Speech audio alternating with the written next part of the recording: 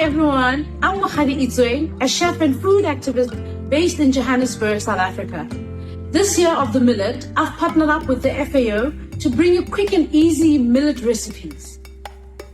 This next recipe uses one of my favorite millets, which is sorghum, or mabele as we call it here in South Africa.